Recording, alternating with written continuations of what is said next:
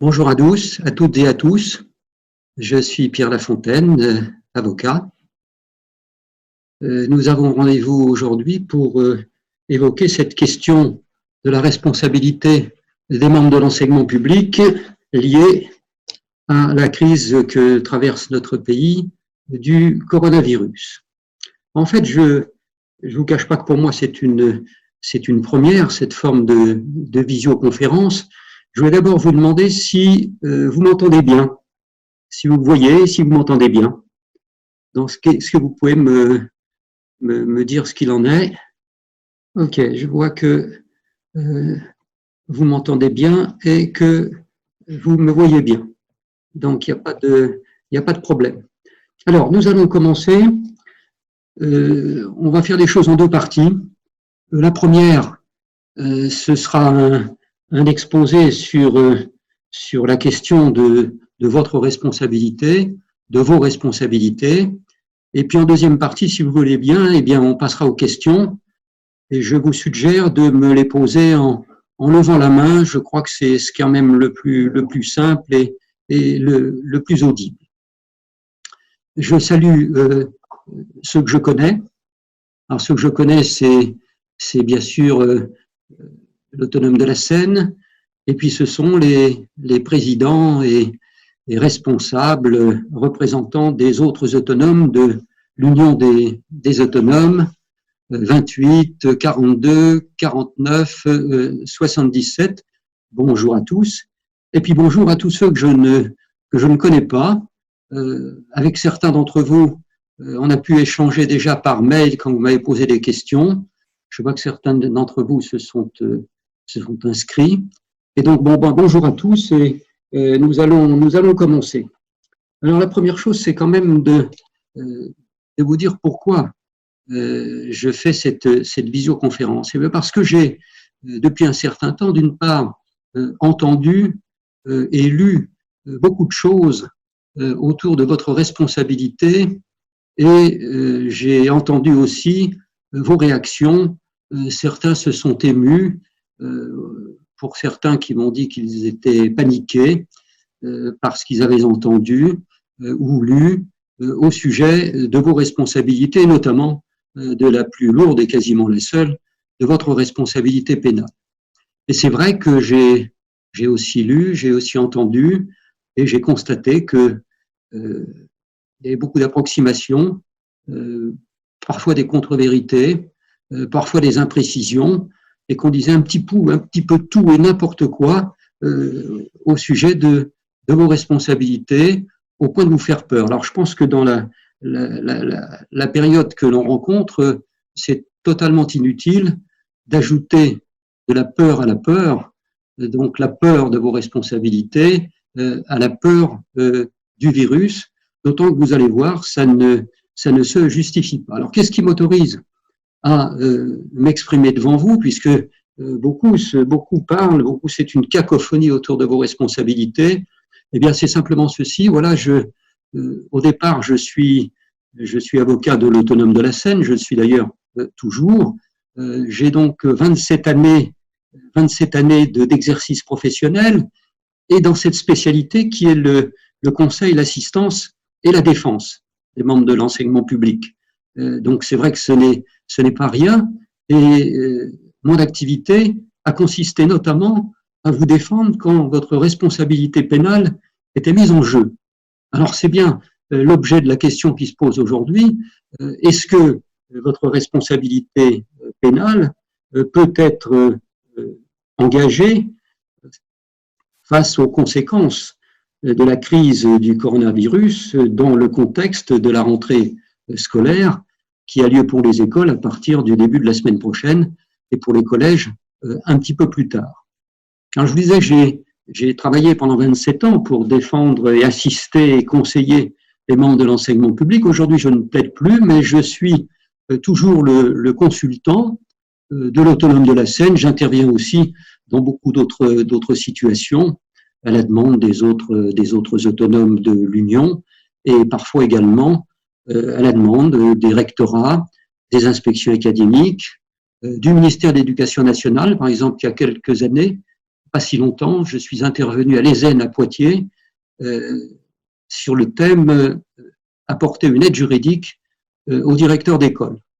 J'avais été chargé à cette époque, sur ces 3 jours, je crois, d'un atelier sur les questions d'autorité parentale et de lien autour de cette autorité parentale entre les familles et les membres de l'enseignement public. Je suis intervenu aussi à la demande d'inspecteurs généraux pour des colloques avec les professeurs d'éducation physique et les risques spécifiques à leur activité. Et puis également, j'ai formé un certain nombre de chefs d'établissement de différentes académies. Et puis chaque année, je fais des conférences ou des formations destinées aux directeurs d'école, de circonscription et à des enseignants. Voilà pour la présentation. Donc, on commence. Coronavirus et responsabilité des membres de l'enseignement public.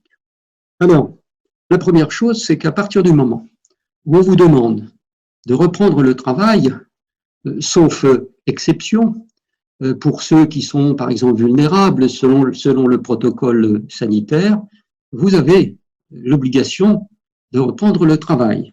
C'est que parmi les devoirs des fonctionnaires de l'enseignement public, il y a le devoir de réserve, il y a le devoir de l'obligation de discrétion professionnelle et il y a le devoir d'obéissance qui s'impose à tout fonctionnaire par application du titre 1er de votre statut, qui est la loi du 13 juillet 1983 et son article 28.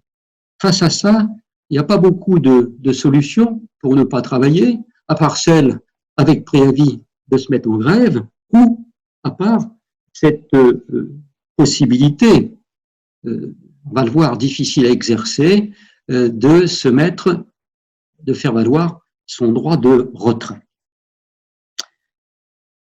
En effet, le devoir d'obéissance s'efface devant le droit de retrait. Alors, il y a eu beaucoup de questions qui m'ont été posées depuis un certain temps, consistant à savoir si vous pouviez exercer votre droit de retrait.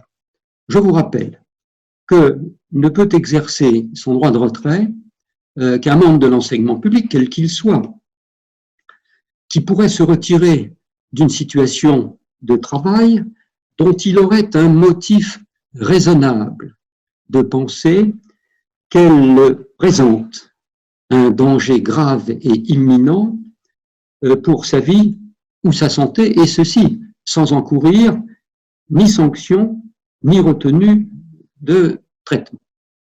Mais là où c'est beaucoup plus compliqué, c'est qu'il y a une jurisprudence administrative extrêmement stricte, et je dirais restrictive, pour valider le droit de retrait. Et la difficulté, c'est que vous allez décider, dans telle circonstance, d'exercer votre droit de retrait. Bien. L'administration vous dira, attention, moi j'estime que votre droit de retrait n'a pas vocation à s'appliquer et je vous demande de reprendre le travail. Bon, vous allez être en désaccord, vous allez continuer à ne pas travailler, et puis un jour vous verrez, donc quelques semaines ou quelques mois plus tard, apparaître une retenue sur vos traitements. Et à ce moment-là, la balle sera dans votre camp parce que ce sera à vous d'engager une procédure contre l'État, le ministère de l'Éducation nationale, devant le tribunal administratif.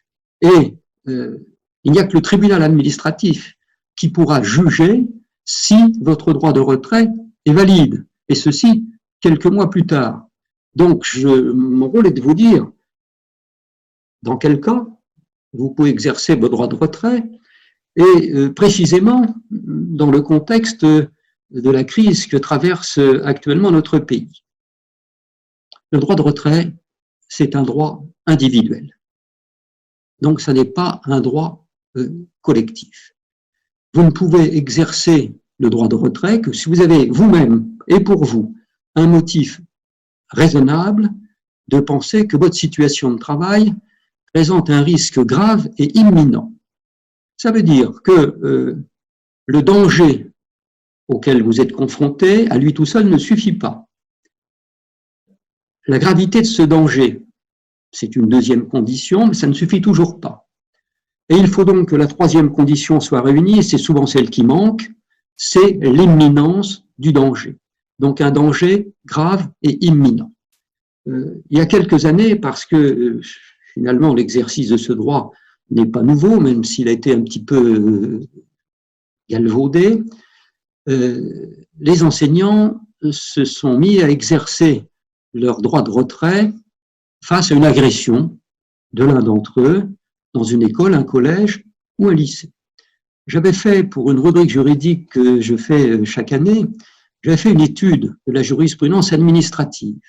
Et sachez, ça vous surprendra peut-être, que l'essentiel de la jurisprudence administrative était alimenté par le droit de retrait exercé par des membres de l'enseignement public. C'est un petit peu surprenant. Et donc, j'ai identifié une cinquantaine de décisions des tribunaux administratifs, des cours administratifs d'appel ou du Conseil d'État qui sont allés en justice parce qu'il y avait des accords entre l'administration et celui qui exerçait le droit de retrait. Eh bien, sachez que sur une cinquantaine de décisions, seules 2 ont légitimé le droit de retrait. Donc, c'est bien pour ça que je vous dis, faites attention dans les circonstances présentes.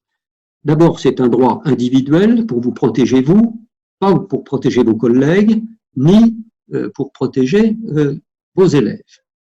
Comme je le disais, ce n'est pas un droit collectif, et donc c'est un droit qui ne peut pas être décidé à l'avance.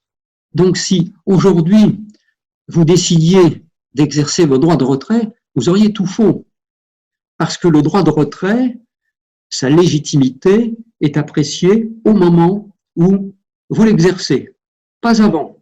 Donc de même, des instructions syndicales, par exemple, consistant à dire ben, voilà, vous pouvez exercer vos droits de retrait. Là aussi, vous auriez tout faux, parce qu'encore une fois, on ne peut pas décider à l'avance d'un droit de retrait. Alors celui-ci sera toujours apprécié en fonction de votre situation personnelle. Ce qui veut dire que selon les régions, selon les établissements scolaires, eh bien l'appréciation ne sera pas toujours la même.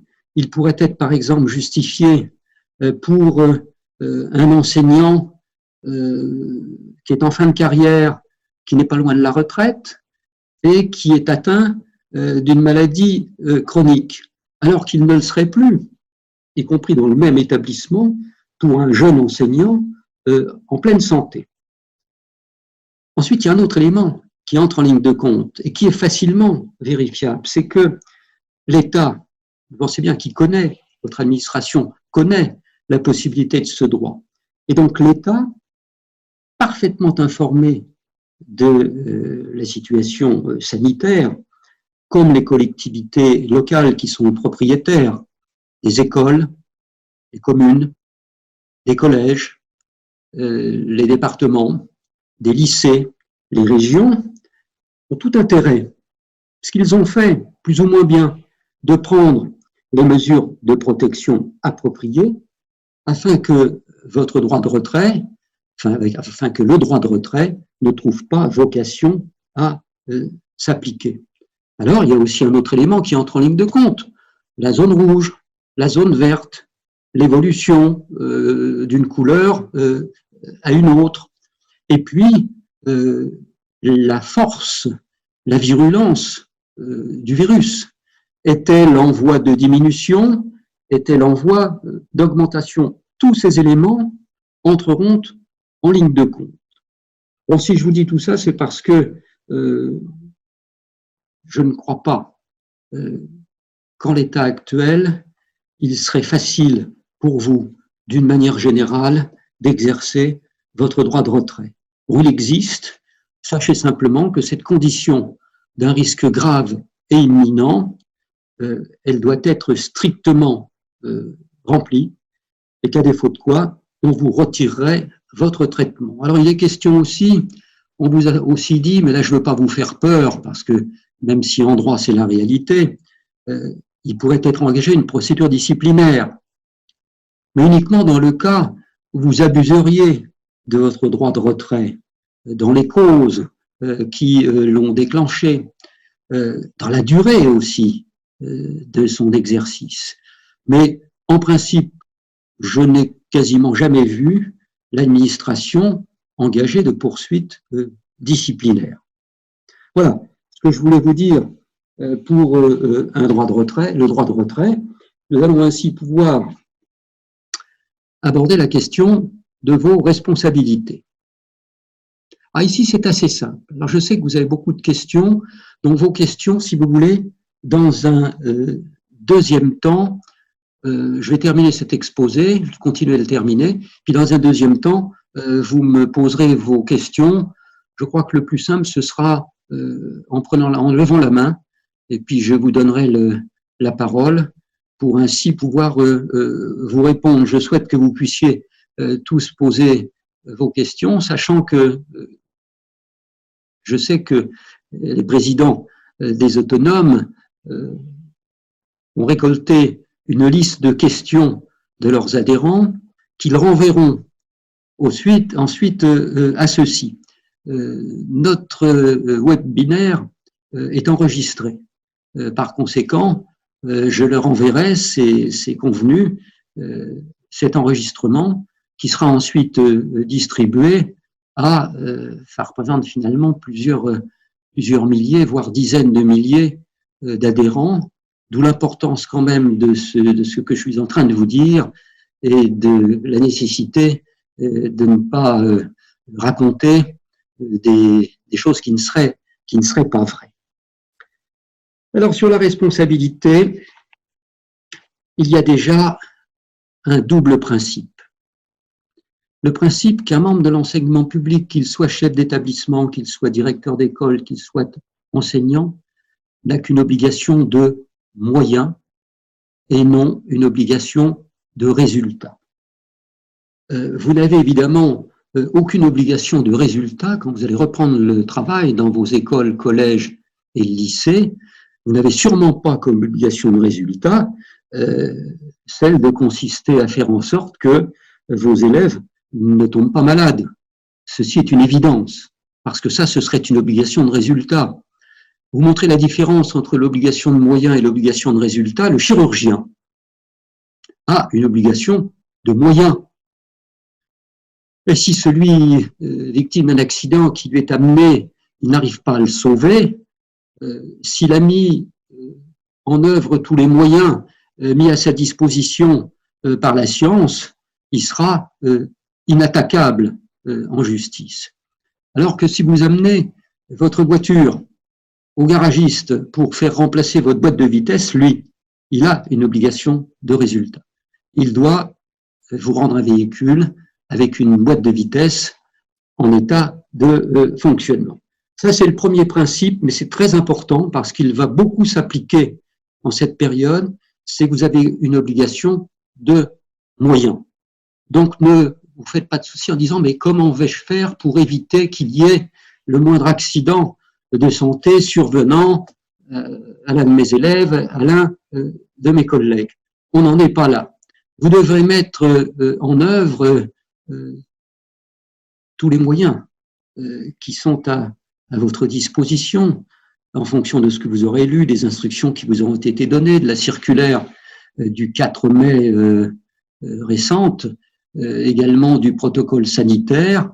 Vous devrez, autant que faire se peut, mettre en œuvre ce qui vous est recommandé, sachant que n'oubliez pas quand même, comme vous l'avez vu, que ce protocole sanitaire, c'est un guide.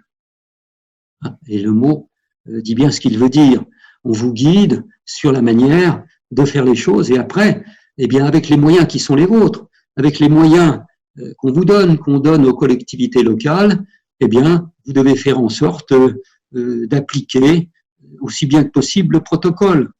On y reviendra, mais évidemment, faire respecter par des élèves, quels qu'ils soient d'ailleurs, qu'ils soient petits en maternelle ou des plus grands, la règle de la distanciation d'1 mètre, mais je dirais que c'est mission quasiment impossible. Et ça ne permettra pas pour autant Si vous n'y parvenez pas, ça n'est pas de votre faute, il n'y aura pas de faute, vous n'aurez pas mis en jeu votre obligation de moyens. Avec les moyens qui sont les vôtres, vous essaierez de faire respecter la distanciation. Ça, c'est la première chose, cette obligation de moyens. On y reviendra par quelques exemples. Et la deuxième chose, c'est que la responsabilité des membres de l'enseignement public, c'est une responsabilité pour faute. On ne pourra engager la responsabilité d'une directrice d'école, d'un chef d'établissement, d'un enseignant, que s'il a commis une faute. Alors c'est ici, maintenant, on rentre dans le vif du sujet, que il faut savoir qu'il y a deux natures de fautes possibles, susceptibles d'engager des responsabilités, et que ces deux natures de fautes possibles donnent naissance à trois responsabilités.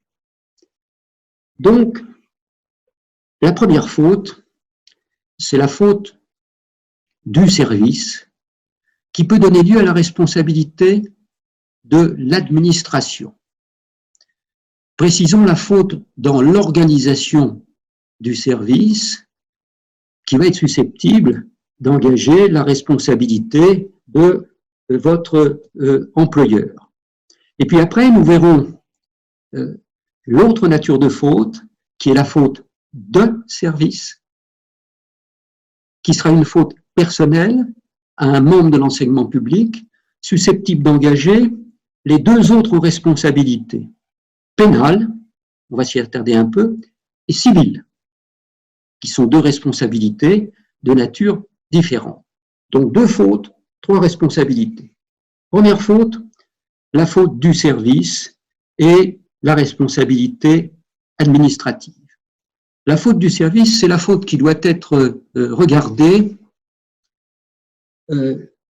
dans le cas où le préjudice subi est indépendant du fait d'un membre de l'enseignement public. Et il faudra que cette faute soit une faute dans l'organisation du service, soit une faute liée à un dommage afférent à un ouvrage public qui ne vous concerne pas. Si l'école est en mauvais état, si elle est la source d'un accident, ça sera la responsabilité de l'administration, en l'occurrence la responsabilité du maire de la commune. Si c'est un collège, ça sera la responsabilité du département. Un lycée, la responsabilité de la région. Alors, je vais vous donner deux ou trois exemples. Le premier est le suivant. Alors, toutes les situations que je vous décris, ce sont des situations tirées d'affaires absolument authentiques, qui sont vraies, et dans lesquelles je suis intervenu, pas toutes nécessairement, mais en général, c'est pour ça que ce sont des affaires que je connais bien. Donc là, j'ai affaire à une responsabilité dans un lycée, dans une cour de lycée, après une chute de neige abondante au cours de la nuit, alors que le règlement intérieur prévoit que le jeu de boules de neige est interdit, il y a 800 élèves dans la cour de récréation et il y a seulement 2 surveillants pour surveiller ces 800 élèves. Eh bien, c'est le type même dans lequel la responsabilité de l'administration peut être engagée, avec ce qui s'est passé.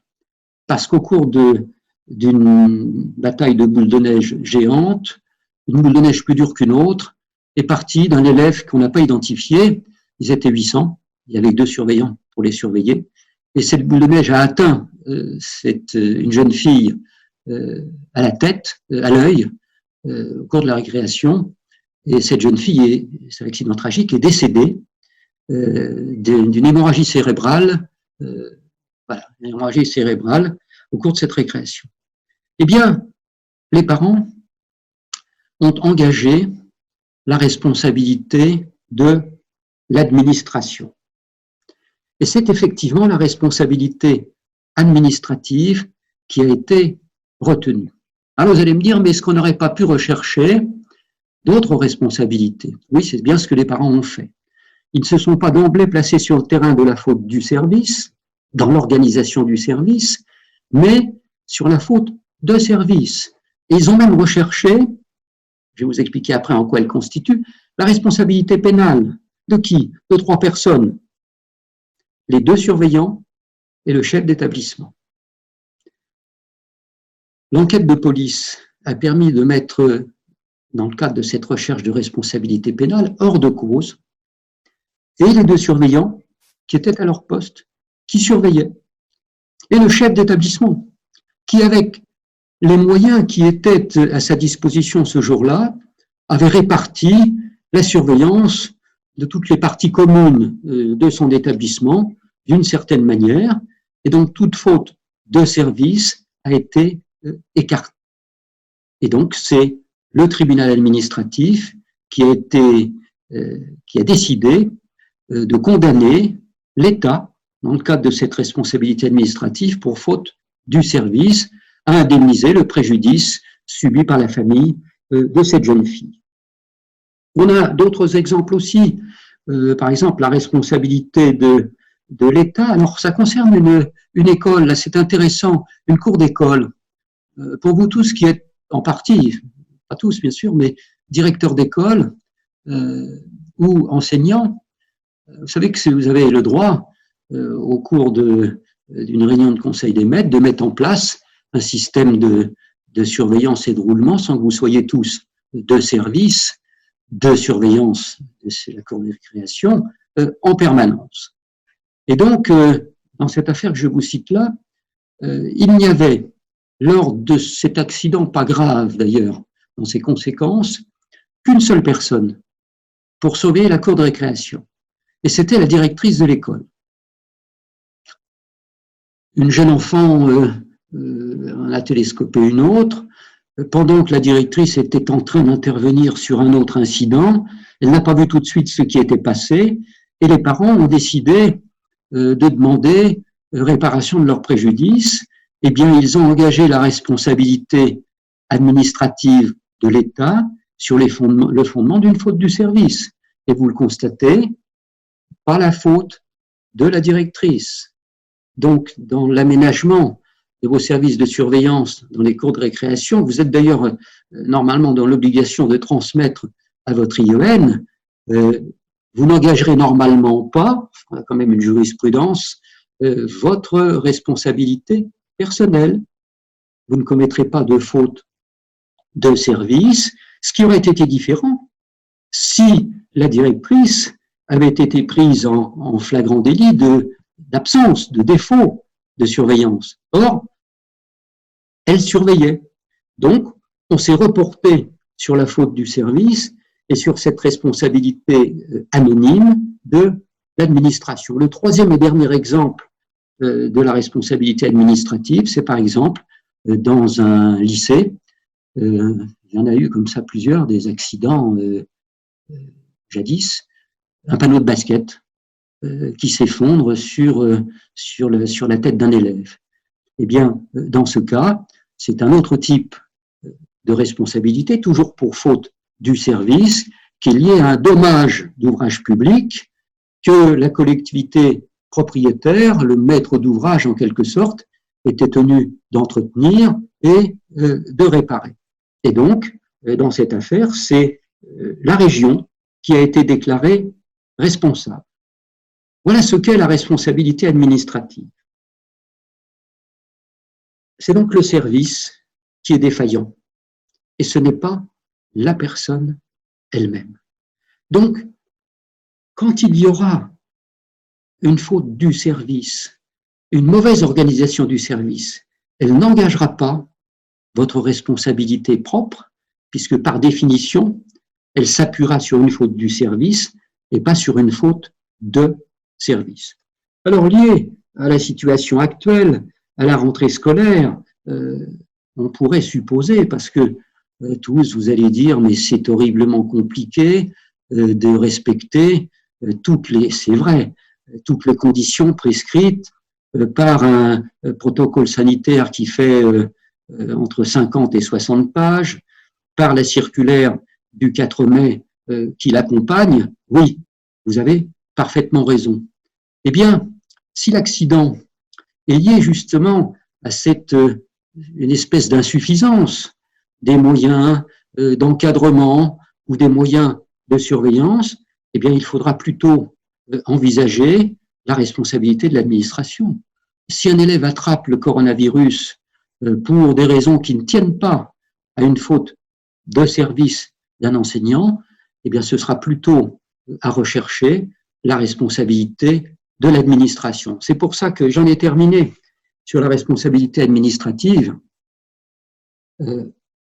D'emblée, en matière de coronavirus, avec cette rentrée scolaire, on pense davantage juridiquement à une responsabilité de l'administration qui ne vous regarde pas qu'à une responsabilité d'un personnel fondée sur une faute de service. Alors maintenant, on arrive à la deuxième nature de faute, qui est la faute de service. La faute de service,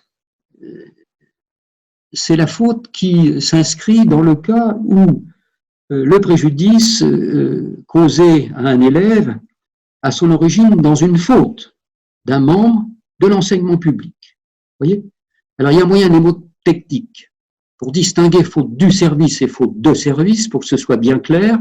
La faute du service est bien dite donc, plutôt faute dans l'organisation du service.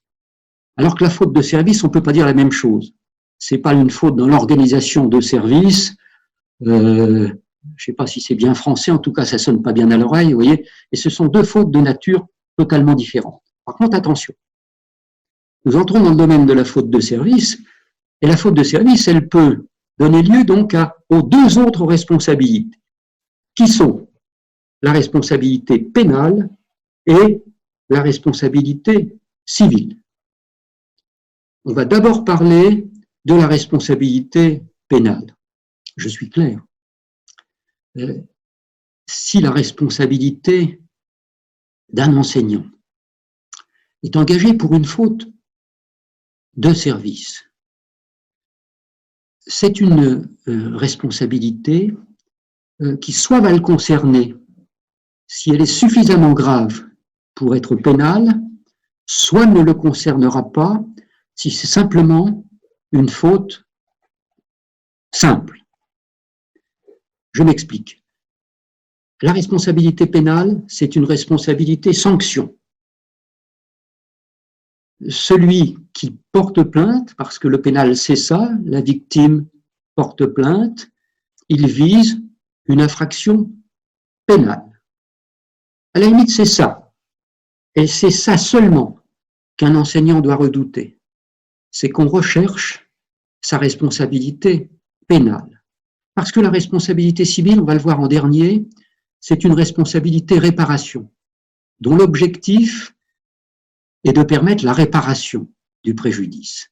Alors c'est vrai que souvent, le pénal et le civil sont liés. C'est-à-dire que une même faute peut conduire à une sanction du coupable si la faute est suffisamment grave, et également la réparation du préjudice. Eh bien, les deux responsabilités ne répondent pas aux mêmes règles. Attardons-nous d'abord simplement sur la responsabilité pénale. La responsabilité pénale, tenez, je prends ici et je vous le montre parce que, voilà, vous voyez, c'est le code pénal. Donc, tout est là, dans le code pénal.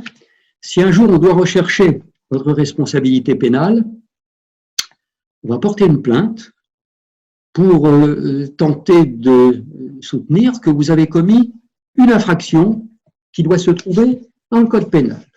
Alors pour vous, ici on s'intéresse essentiellement aux faits non intentionnels. Mais attention, j'ouvre une parenthèse, vous pouvez aussi, alors ça arrive, et l'époque actuelle ne changera rien à la question, pour un fait volontaire.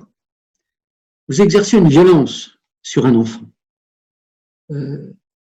vous donnez une gifle à un enfant, vous lui perforez le tympan. C'est un délit dans le code pénal qui relève du tribunal correctionnel. Là, vous n'êtes pas trop bien protégé parce qu'en plus, ça constitue une circonstance aggravante quand on est enseignant. On a des enfants sous sa responsabilité d'exercer une violence sur ses enfants. Donc là, je ne vais pas m'étendre là-dessus, vous engagez votre responsabilité pénale parce qu'il y a un délit qui concerne les personnes chargées d'une mission de service public quand elles exercent une violence.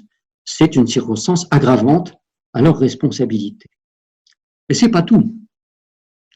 Vous pouvez aussi engager votre responsabilité pénale pour des faits involontaires, c'est-à-dire des faits non intentionnels.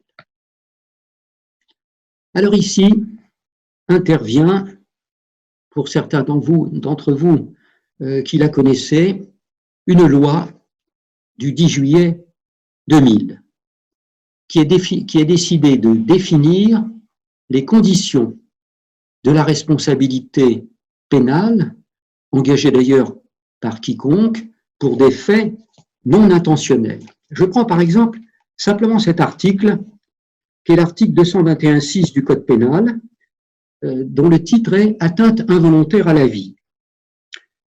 Le fait de causer par maladresse, imprudence, inattention, négligence ou manquement à une obligation particulière de prudence instituée par la loi ou le règlement, la mort d'autrui est punie de peine d'emprisonnement et d'amende. Ça, c'est un article qui existe depuis fort longtemps. Vous avez un autre article qui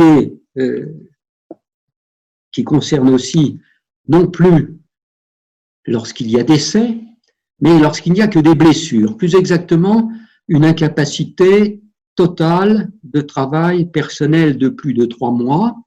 C'est un autre article du Code pénal et c'est un délit qui risque d'engager votre responsabilité pénale. Autrement dit, les atteintes involontaires à la vie, les atteintes involontaires à l'intégrité de la personne ont toujours existé et avant cette loi du 10 juillet 2000, on a souvent dit, au moment d'ailleurs de la discussion de cette loi, qu'une poussière de faute suffisait à engager la responsabilité pénale. Moi, je m'intéresse ici à la responsabilité des membres de l'enseignement public. Et c'est vrai. Et donc, avant la loi du 10 juillet 2000, je vous donnerai quelques exemples. J'ai été amené à défendre un certain nombre, pour ne pas dire un grand nombre, sur toutes ces années d'enseignants poursuivis pénalement. C'était assez difficile de les en sortir, parce que finalement, dans l'imprudence, l'inattention, la faute de négligence, voilà, c'est facile de considérer qu'il y a une faute de surveillance, parce qu'un élève échappe à votre surveillance et se tue ou se blesse sérieusement.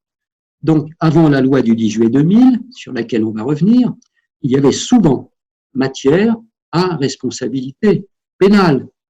Jadis, combien d'enseignants ai-je défendu, ou de directeurs d'école, même de chefs d'établissement, lors d'accidents survenus, lors de sorties scolaires notamment, ou de sorties de fin d'année, notamment de sorties d'école. Quand on va dans un parc où il y a un plan d'eau, ou quand on va au bord de la mer.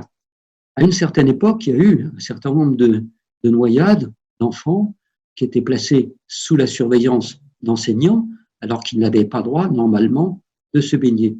On pouvait être sûr, à cette époque, que là, il y avait forcément une faute.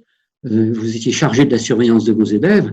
Un élève vous échappait, se noyait, vous engagez votre responsabilité pénale, avec les conséquences que ça implique. En général, c'était des peines d'emprisonnement, le plus souvent avec sursis, des peines d'amende.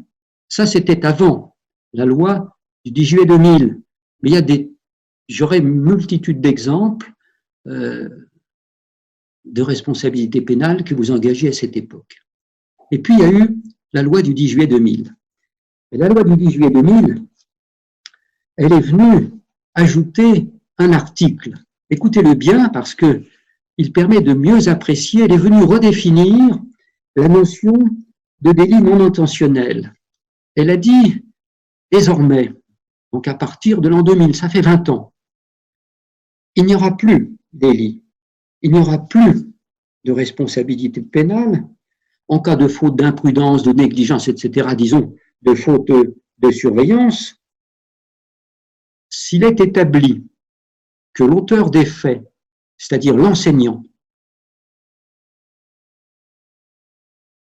il n'y aura délit plutôt que si l'auteur des faits n'a pas accompli les diligences normales compte tenu de la nature de ses missions, de ses fonctions, ainsi que du pouvoir et des moyens dont il disposait. Donc c'est une première condition à la mise en jeu depuis la loi du 10 juillet 2000 de votre responsabilité pénale. C'est le non-accomplissement des diligences normales, compte tenu du métier qui est le vôtre, qui est difficile, parce qu'il consiste à enseigner, mais en même temps à surveiller. C'est parfois pas forcément compatible. Donc, aujourd'hui, avant de condamner pénalement, il faudra expliquer que vous n'avez pas accompli les diligences normales. Une parenthèse avec le coronavirus. Si vous faites de votre mieux pour accomplir les diligences normales telles qu'elles ont été posées par la circulaire et le protocole sanitaire, eh bien, ce sera déjà une première cause d'échec à la mise en jeu de votre responsabilité pénale. Ça, c'est la première condition. Et puis la deuxième condition, ce sera qu'il faudra, pour qu'il y ait délit et pour que vous soyez responsable pénalement, soit que vous ayez commis, soit que vous ayez violé de façon manifestement délibérée une obligation particulière de prudence ou de sécurité prévue par la loi ou le règlement, soit que vous ayez commis une faute caractérisée et qui exposait autrui, c'est-à-dire votre élève, à un risque d'une particulière gravité que vous ne pouviez ignorer. Autrement dit, il faudra qu'au moins, désormais, depuis 2000, 2 conditions sur les 3 soient réunies pour entrer en voie de condamnation pénale contre vous. D'abord, le non-accomplissement des diligences normales. Ensuite, soit une violation manifestement délibérée d'une obligation particulière de prudence prévue par la loi ou le règlement, soit commis une faute caractérisée. On peut enlever la deuxième condition, vous ne risquez plus rien parce que s'il y a dans les textes, dans la loi d'orientation sur l'éducation, une obligation générale, vous entendez bien, générale, de surveillance pour les enseignants, ça n'est pas une obligation particulière.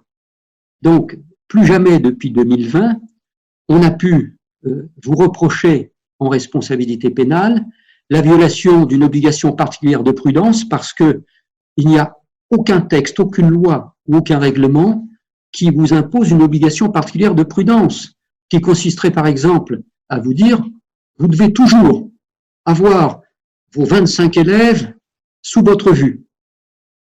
Ça n'est pas le cas. Ça n'est pas possible. Et cette disposition n'existe pas.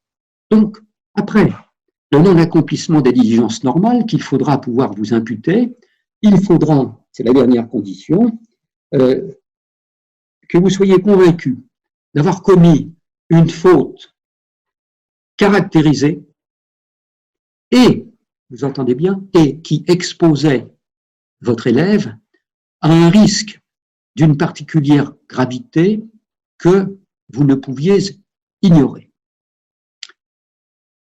Exemple, la première décision fondatrice d'une nouvelle jurisprudence consécutive à cette nouvelle loi, on la trouve dans l'accident du Drac. Je pense que vous vous souvenez de l'accident du Drac.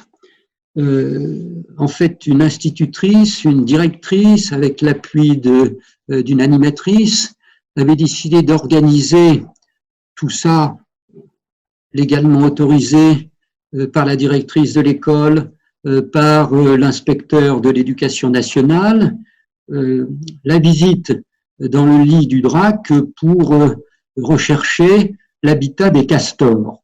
Bien.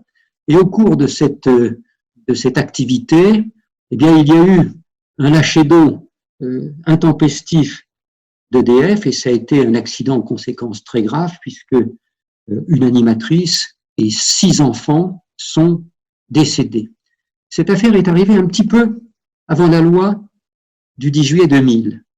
Mais comme cette loi vient redéfinir pour l'alléger la notion de délit non intentionnel, eh bien cette loi s'applique immédiatement à toutes les situations, même survenues avant son entrée en vigueur, dès lors qu'elles n'ont pas été jugées définitivement. Et c'est ce qui s'est passé. En fait, la directrice de l'école et l'institutrice, je crois l'inspecteur aussi, ont été d'abord condamnés pénalement, vous voyez, sur la base de l'ancienne loi. C'est-à-dire la loi où on n'exigeait pas cette notion, cette appréciation des diligences normales et où il ne fallait pas en plus pouvoir vous imputer une faute caractérisée. Et là, vous savez ce qui s'est passé? Eh bien, on ne le sait pas toujours, c'est qu'il y a eu un jugement du tribunal correctionnel de Grenoble, il y a eu ensuite un arrêt de la cour d'appel, et à la suite de cet arrêt de la cour d'appel qui avait confirmé la décision de condamnation de l'institutrice et de la directrice, eh bien, le parquet a décidé de faire appel. Plutôt, le parquet a décidé de faire un pourvoi en cassation. Parce que la loi du 10 juillet 2000 était encore en discussion et était sur le point d'arriver.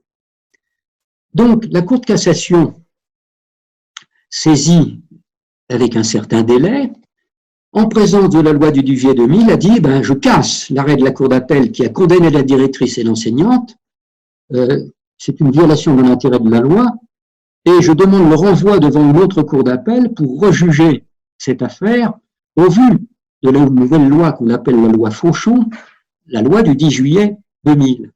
Et il se trouve que la Cour d'appel a décidé, au vu de cette nouvelle loi, de considérer que l'enseignante et la directrice avaient accompli des diligences normales et elles ont également considéré qu'elles n'avaient pas commis de faute caractérisée et que, en fait, la seule cause du décès était un lâcher d'eau intempestif et effectué sans précaution par des préposés d'EDF. Mais l'affaire est allée encore plus loin parce qu'il y a eu à nouveau un pourvoi en cassation.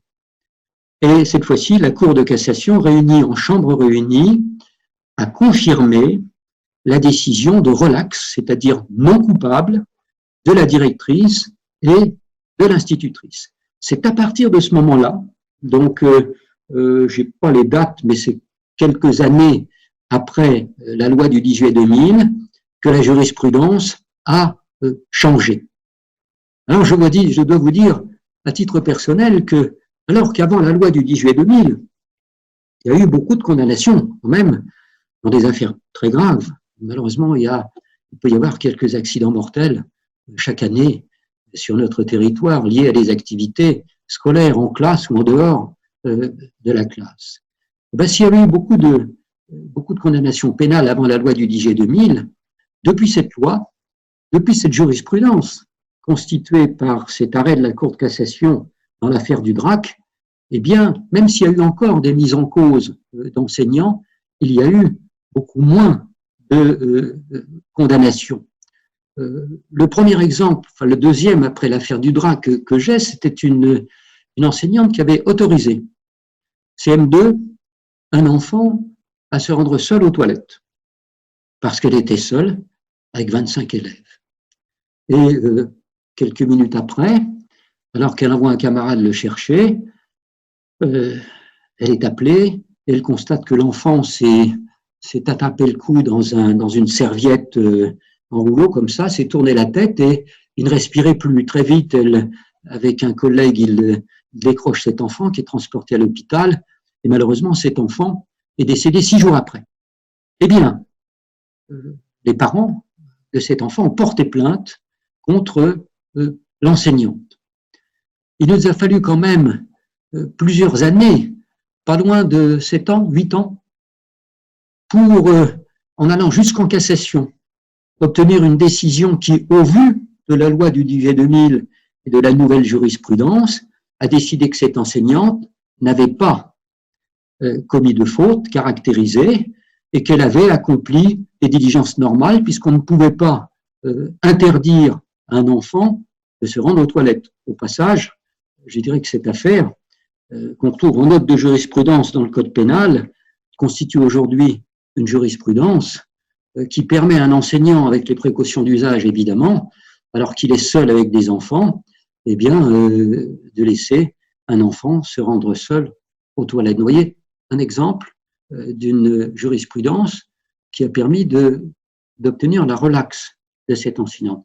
Plus récemment encore, dans une affaire de même ordre, mais il y a 2 ou 3 ans, pendant sa classe, une enseignante qui en a assez d'un enfant qui ne travaille pas correctement, décide de lui demander de sortir dans le couloir et d'aller avec les porte-manteaux qui ne travaillent pas. Elle laisse la porte ouverte. Au bout d'une demi-heure, l'enfant lui demande à rentrer, etc. Elle dit non, tu restes dehors, j'en ai assez de toi, et voilà. Et 10 minutes après, elle s'apprête à le faire rentrer. Elle s'aperçoit que l'enfant, c'est même chose, hein, c'est pendu en quelque sorte à la patère du porte-manteau. Donc, il a pu être réanimé, mais il a fini par décéder. Les parents ont porté plainte et cette enseignante a fini également par être relaxée. Donc, rares sont les condamnations pénales de membres de l'enseignement public aujourd'hui, grâce à cette loi du 10 juillet 2000. Je dirais qu'une fois qu'on a dit ça, on a pratiquement tout dit, parce que vous conviendrez que les exemples que je viens de vous donner, ils sont à la limite autrement plus graves que ce qui pourrait arriver dans le contexte actuel du coronavirus. Votre obligation de moyens, respectez-la autant que vous le pouvez. Et à ce moment-là, on ne pourra pas vous reprocher ni que vous n'avez pas accompli les diligences normales compte tenu de la mission qui est la vôtre, parce que cette loi, elle va vous servir là dans la situation actuelle. On va se rendre compte dans le contexte de cette crise, ce qu'on vous demande, mais ces missions quasiment impossibles. Alors, je vais vous dire ce qui se passe. Ce qui est aggravé dans vos conditions de retour à l'école, ce sont vos conditions d'exercice. C'est incontestable. Je comprends que vous ayez peur et que vous soyez inquiet de la manière dont les choses vont se passer. Mais, pour autant, ne sont pas aggravées les causes de recherche de votre responsabilité. Je ne voudrais pas prendre de pari, mais je pense que dès lors que vous aurez fait votre travail correctement, si un enfant attrapait le Covid-19, votre responsabilité pénale ne pourrait pas, logiquement, être recherchée. C'est bien pour cette raison d'ailleurs que vous avez peut-être vu dans le cadre de la prorogation de l'état d'urgence sanitaire par la loi, ces jours-ci, que le Sénat a introduit un amendement qui prévoit une cause d'irresponsabilité pénale de tous ceux qui, en cette période, pourraient normalement être mis en cause dans leur responsabilité s'il survenait un accident lié au coronavirus. Je dirais que, d'abord, cet amendement qui a été voté par le Sénat, ça va repasser devant l'Assemblée, et évidemment, à mon avis, ça ne passera pas, pour la raison essentielle que ça cause une une discrimination, finalement, et une inégalité des citoyens, de tous les citoyens, devant la responsabilité pénale. On peut, comme l'a fait la loi du 10 juillet 2000, la redéfinir, y apporter des tempéraments, mais décréter dans une loi comme ça que d'un seul coup, de toute façon, vous n'engagerez pas votre responsabilité pénale, avec quelques exceptions, sauf s'il y a une faute intentionnelle. Je veux dire, c'est pas, à mon avis, c'est difficilement défendable. Je dirais que ça n'est pas nécessaire. Vous êtes des gens responsables, il n'y a pas de raison de décréter votre irresponsabilité pénale. Je pense qu'on aurait d'excellentes raisons de montrer que, avec les moyens qui sont les vôtres, vous n'avez pas commis de faute caractérisée et vous avez accompli les diligences normales dans le cadre de votre exercice professionnel. Voilà ce qu'on peut dire de la responsabilité pénale. Autrement dit, je n'y crois pas beaucoup. Je n'y crois pas beaucoup. Je ne pense pas, on peut toujours se tromper, mais je ne pense pas que dans l'état actuel de la loi, on puisse vous reprocher, sauf cas particulier, de ne pas avoir accompli de diligence normale compte tenu de la difficulté de votre mission, parce que c'est ça qui va être regardé quand même. C'est que déjà en temps ordinaire, c'est difficile d'exercer votre métier, parce que c'est difficile à la fois d'enseigner et de surveiller. Quand vous avez le dos tourné, que vous écrivez au tableau, vous ne pouvez pas surveiller. En même temps, si un élève prend dans sa trousse un compas et le plante dans l'œil de son voisin, on ne va pas déposer plainte contre vous pour engager votre responsabilité pénale. Ce ne serait pas sérieux. Vous êtes seul avec vos élèves, vous enseignez d'abord, vous surveillez après. Votre responsabilité ne peut pas être engagée dans un cas comme celui-ci.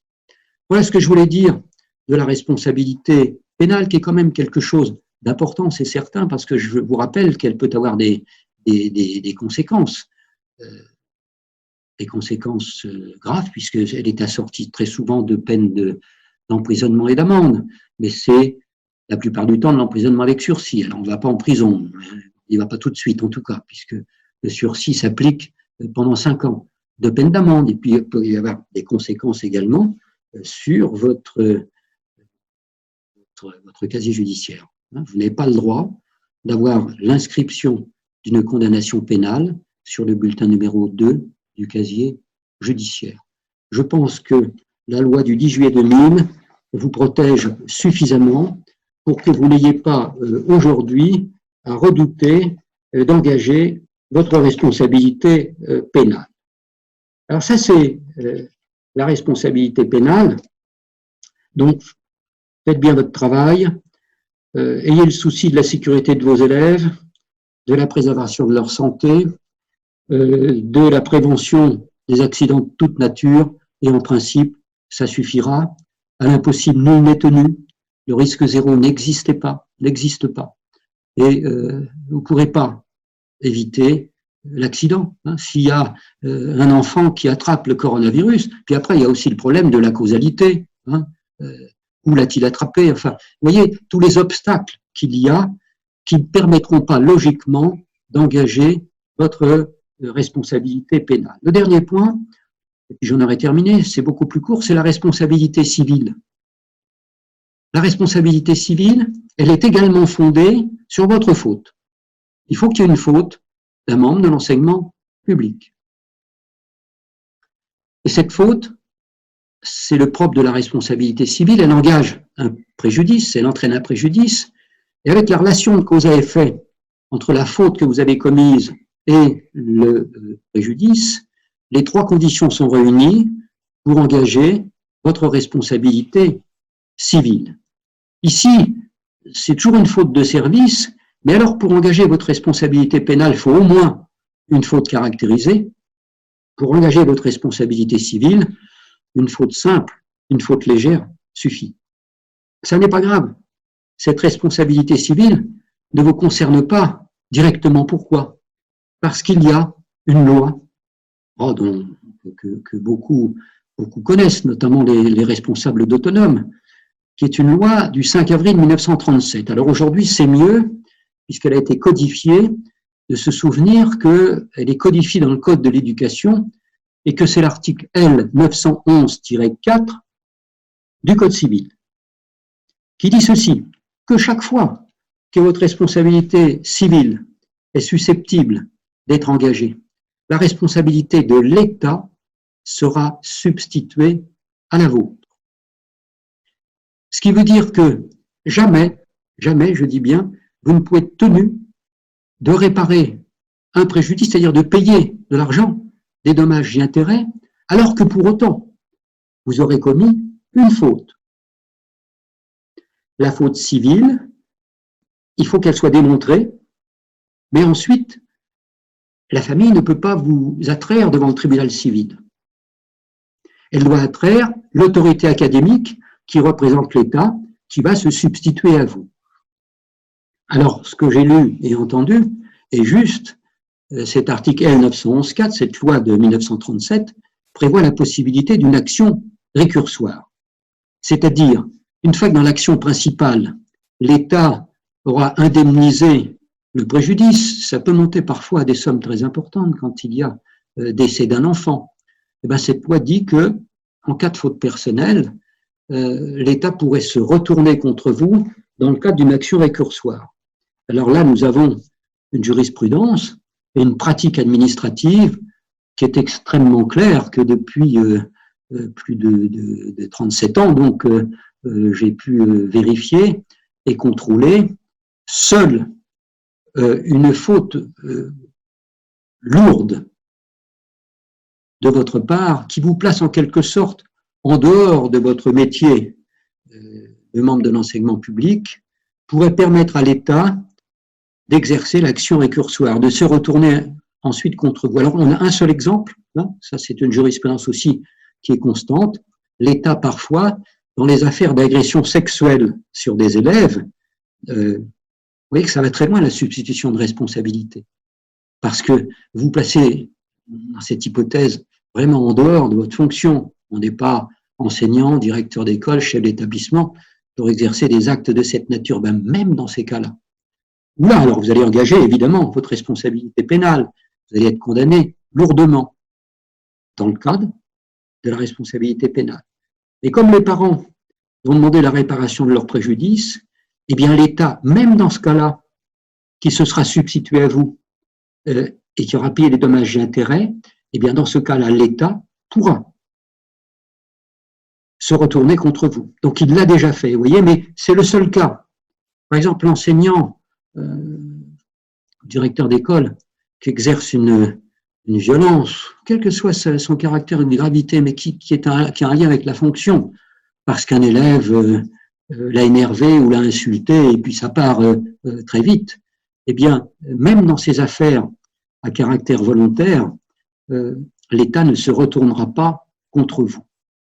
Pour terminer, il y a le lien entre la responsabilité pénale et la responsabilité civile, parce que vous mesurez que dans les affaires les plus graves, quand il y a un homicide involontaire, quand un enfant décède, les parents peuvent porter plainte pour rechercher la sanction du coupable, et en même temps, ils vont ce qu'on appelle se constituer partie civile pour demander réparation de leur préjudice. Eh bien, si le procureur de la République, sur la plainte déposée par les parents contre vous, peut demander votre condamnation pénale, et si le tribunal correctionnel peut vous condamner pénalement, en revanche, ils vont se constituer partie civile devant le même tribunal, et le tribunal ne pourra pas vous condamner, vous, à payer les dommages et intérêts. Donc, même dans ces affaires les plus graves, il devra demander réparation du préjudice. Les parents devront demander réparation du préjudice à l'État substitué à vous. Voilà, alors je résume et j'en ai terminé. En conclusion de ce que je viens de vous dire, 1, le devoir d'obéissance. Donc, normalement, sous réserve de ce qui change assez constamment, dès lors qu'on vous demande de reprendre le service, vous n'avez pas le choix, vous allez devoir reprendre le service, sauf peut-être pour effectivement les personnes vulnérables. Hein. Pour ça, il faut se reporter au protocole sanitaire, où là, vous pourriez reprendre votre service, non pas en présentiel, mais à distance depuis votre domicile. Donc, ce devoir d'obéissance ne pourrait être contrecarré que par le droit de retrait, à n'utiliser, je vous l'ai dit, qu'avec prudence, si les conditions légales sont réunies, et a priori, les tribunaux considèrent qu'elles le sont rarement. Au niveau des responsabilités, je résume, si faute du service dans l'organisation du service, pas de risque d'engager votre responsabilité, c'est la responsabilité de l'administration. Il me semble que dans le contexte actuel, s'il y avait des responsabilités à rechercher à la suite de la maladie d'un enfant, ce serait plutôt cette responsabilité administrative qui pourrait l'être, et encore, je dirais que selon une jurisprudence constante, même l'administration n'est tenue que d'une obligation de moyens, pas d'une obligation de résultat. En revanche, s'il y a une faute de service qui peut vous être imputée, vous avez fort peu de risques d'engager votre responsabilité pénale en lien direct avec le contexte du coronavirus. Par contre, d'une manière générale, vous restez tenu de surveiller vos élèves. Et donc, et ça, c'est indépendant du contexte actuel. Donc, vous devez continuer à les surveiller dans le cadre de votre obligation de moyens. Et donc, idem, finalement, aucun risque pour la responsabilité pénale, civile, puisque l'État est substitué à vous. Voilà. Écoutez, j'espère que les choses sont claires. Donc maintenant, on va passer à vos questions. Donc, je vois deux petites mains qui se lèvent. Donc, je vais commencer à répondre. Voilà, Monsieur Hervé Dumas, je crois. Hervé Dumas, oui, j'écoute votre question, monsieur. Là. Oui, là c'est bon, là je vous entends. D'accord. Bonjour maître. Donc voilà ma question. Pour les professeurs d'éducation physique. Oui. Oui. Le protocole sanitaire allait être très difficile à mettre en place pour eux, pour les activités pour leurs élèves de collège. S'ils pratiquent la distanciation sociale, est-ce qu'ils peuvent faire procéder à des activités sans que leurs élèves aient un masque? Eh bien, écoutez, actuellement, il y a normalement recommandation, c'est pas encore complètement défini, mais il y a recommandation de porter les masques pour vous, enseignants, et pour vos collègues, pour vos élèves. Je ne peux pas trop vous en dire plus actuellement parce que ça change assez souvent. Et puis pour les collèges, je pense que comme la rentrée n'est pas fixée de manière définitive, je ne suis pas certain de pouvoir vous répondre. Je préfère, quand je ne peux pas répondre, vous le dire. Il faut vraiment vous reporter au protocole sanitaire. Alors là, je ne peux pas m'y reporter. Qu'est-ce qu'il dit à propos des masques? Normalement, ils sont obligatoires. Hein. Ils sont obligés d'avoir un masque. Ah oui, oui. Y compris dans toutes les activités physiques. Ça, je ne sais pas. Alors, si c'est obligatoire, vous devez les obliger à porter un masque. Si c'est simplement recommandé, comme c'est le cas parfois, eh bien, selon l'activité que vous faites avec eux, eh bien, vous verrez à leur recommander. Et puis, si c'est pas possible, ça sera incontestablement très difficile. Je crois que dans le protocole sanitaire, vous avez une fiche thématique sur les activités sportives et culturelles. Hein. Elle vient à la fin, fiche thématique activités sportives et culturelles. Donc, il faudra vous y reporter. Et puis, en toute hypothèse, je dirais que si vous avez un souci, adressez-vous à votre chef d'établissement. D'accord, merci. Merci pour votre réponse. Je vous en prie, monsieur. Alors, ensuite, y a-t-il d'autres questions? Ah, il faut lever les mains pour les questions. Alors, c'est Philippe Cameroni. Ah non, alors c'est... Allô? Oui, Pierre. Oui, alors bonjour Philippe, président de l'Autonome de Cap-Autonome, voilà, et de Cap-Autonome. Est-ce que tu m'entends bien? Oui, très bien, très bien. Parfait. J'ai quelques questions. Oui. sur, tu sais, sur l'autorisation spéciale d'absence, l'ASA, Oui. qui aurait été réactivée d'après ce que les syndicats m'en ont dit.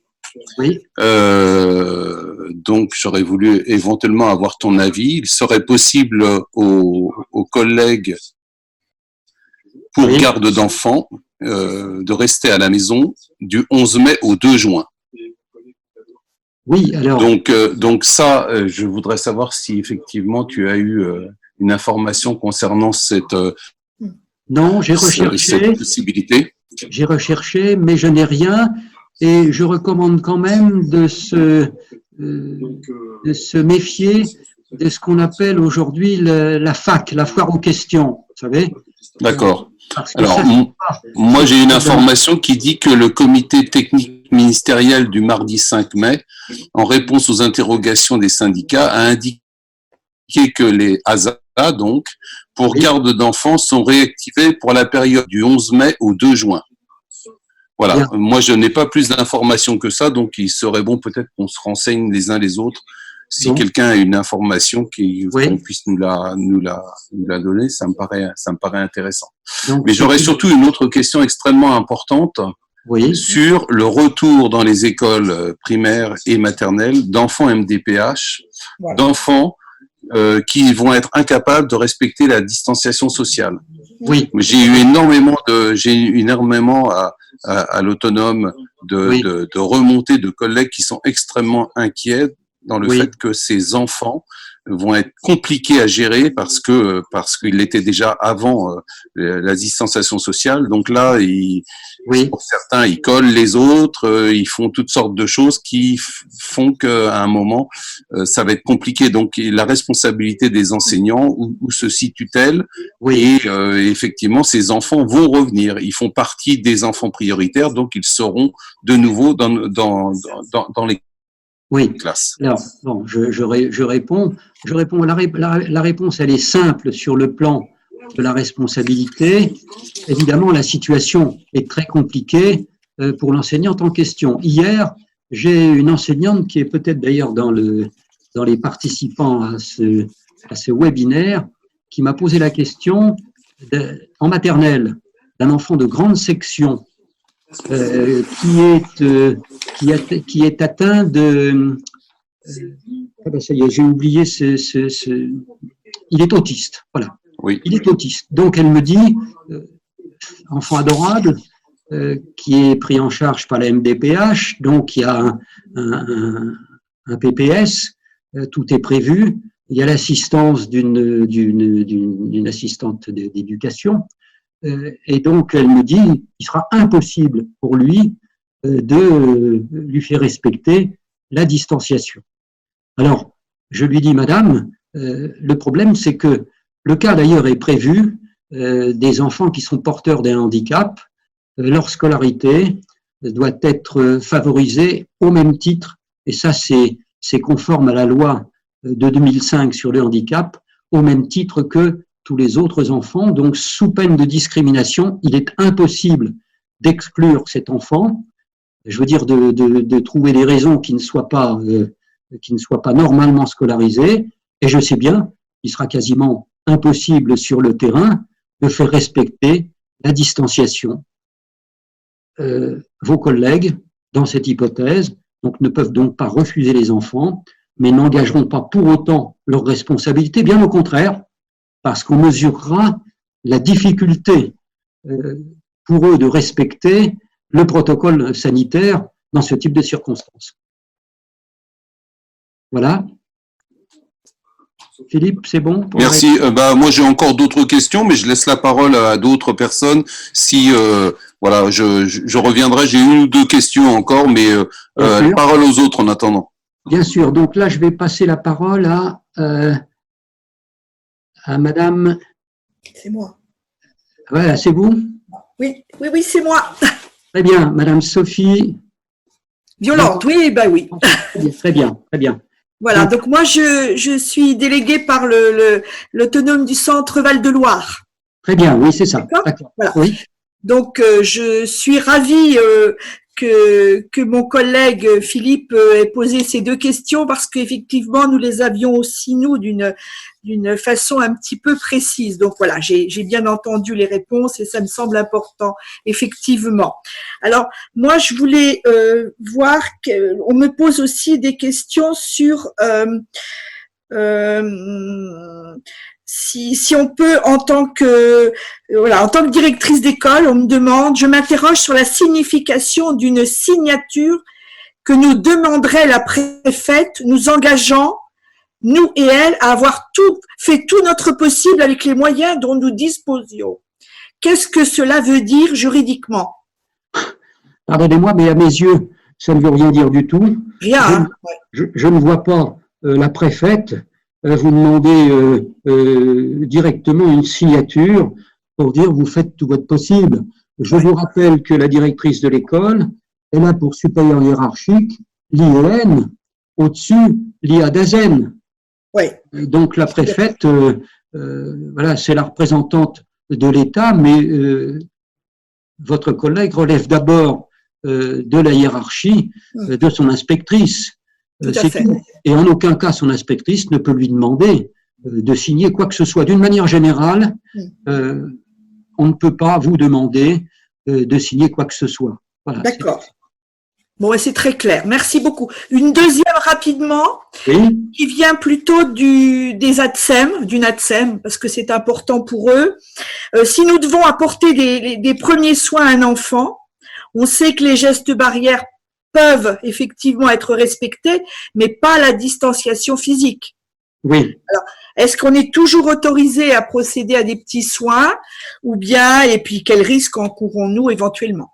Voilà. Oui, bien sûr que vous y êtes autorisé, et non seulement autorisé, mais ça vous est vivement recommandé, si un enfant a besoin de soins, pour vous mettre à l'abri d'une plainte pénale d'ailleurs, qui pourrait être une plainte pour non-assistance à personne en péril, si c'est grave. À ce moment-là, la distanciation, elle passe après. D'accord. Okay. Donc je pense, oui, bien sûr que c'est tout à fait possible. Vous n'avez pas demandé l'autorisation de quiconque pour soigner un enfant. D'accord. Merci beaucoup. Je vais aussi laisser la parole peut-être à quelqu'un d'autre. Merci. Je ne sais pas s'il y a d'autres questions. Oui, maître, je ne sais pas si vous m'entendez. Bonjour, monsieur Bonnier. Je crois que vous m'aviez envoyé un mail et on s'était parlé au téléphone. Exactement, maître. Très bien. Je voulais juste rebondir sur le propos de Philippe Cameroni qui se posait la question pour des enfants autistes, puisque j'ai eu à 16h une conférence téléphonique avec donc mes collègues directeurs de Levallois et l'inspectrice de la circonscription, et nous lui avons évoqué ce problème. Elle a été très claire. Si vraiment on se retrouve dans une situation critique, elle pourrait éventuellement déscolariser l'enfant en question. Mais c'est elle qui prendrait la décision. Tout à fait. C'est exactement comme ça que ça se passe. En attendant, vous devez le scolariser. Après, quand vous avez des difficultés, n'hésitez jamais à alerter votre supérieur hiérarchique. En tout cas, c'est ce qu'elle a confirmé. Donc, oui, voilà. oui, tout à fait, c'est juste. Merci beaucoup, maître. Pas d'autres questions? Voilà. Madame Sophie Simunovic, vous m'entendez? Oui, moi je vous entends, bonjour, vous m'entendez? Bonjour madame, oui, vous avez levé la main, c'est ça? C'est ça. Oui, très bien. Voilà, en fait, moi je suis enseignante en maternelle, donc je me fais le relais de toutes mes collègues. On se posait la question, donc évidemment, de la distanciation sociale. On va recevoir soit les enfants de grande section, soit de toute façon une quinzaine d'enfants de personnel soignant, donc de la petite section à la moyenne, à la grande section. Vous avez dit que vous étiez la directrice? Non, je suis pas directrice. Enseignante. Voilà. Non directrice, d'accord. Voilà, la directrice, elle est sur d'autres sujets en ce moment. Bien.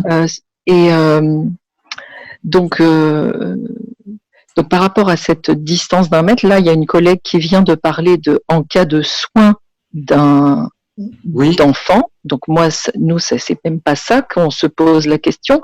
C'est dans le cas des gestes qu'on a l'habitude de faire avec les enfants, de leur poser la main sur l'épaule, de les guider, de les essuyer aux toilettes parce qu'ils ont 3 ans.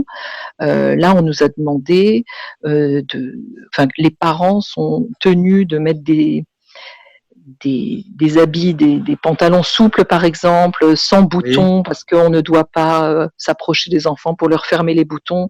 Enfin, tout ça, ça nous paraît complètement surréaliste, nous qui sommes avec les petits toute la journée. Donc, on est dans la cour de récré, par exemple, on sait qu'il y a des bâtiments autour, on sait qu'il y a des parents en fait qui regardent par la fenêtre en fait, et on se demande. Est-ce que des parents peuvent nous dire bah oui, mais là vous n'êtes pas à 1 mètre des enfants, chose qu'on sait qu'il ne sera pas possible de toute façon de tenir. Oui. Les parents, vous savez, ils peuvent vous dire, ils peuvent rapporter, ils peuvent raconter ce qu'ils veulent. Comme disait Rimbaud, je crois, la réalité, elle est parfois rude à étreindre. Et c'est la réalité que vous rencontrez, vous, enseignante de maternelle, dans ce type de situation. Un tout petit, une section qui va aux toilettes, ou qui est malade, comment vous faites, vous ou l'ATSEM de service? Vous n'avez pas 36 000 solutions. Donc, il faut faire du mieux possible, je dirais, pour concilier les exigences posées, mais parfois irréalistes, par le protocole sanitaire, et puis le quotidien de l'enfant et le respect de la personne de l'enfant. Mais votre responsabilité, à mon avis, vous ne risquez rien dans une situation comme celle-ci. Encore une fois, dans le cadre de la responsabilité pénale, parce que vous accomplissez des diligences normales, et que les diligences normales, parfois, eh bien, elles sont en confrontation avec les exigences posées par le protocole. Ok. Merci beaucoup. Je vous en prie, madame. Voilà, donc je donne la parole. Oui. Philippe Cameroni. Bon, oui, bon, alors je reprends pour mes 2 petites questions. Problème d'enfants arrivés à l'école maternelle enfants de soignants dont la maman a été testée Covid il y a 1 semaine. Cet enfant est resté au contact de 2 ATSEM, de la directrice de l'école, d'une enseignante pendant toute 1 semaine. Oui. Quid de la maladie professionnelle si jamais ses collègues devenaient malades? Est-ce que ça pourrait être considéré comme maladie professionnelle ou non? Donc ça, c'est ma première question. Oui. Sinon, j'ai une autre question sur la responsabilité des mères dans le protocole sanitaire. Il s'avère que j'ai de nombreux coups de fil, j'en ai une 50aine par jour en ce moment, et sur les 50, j'en ai bien 1/3 qui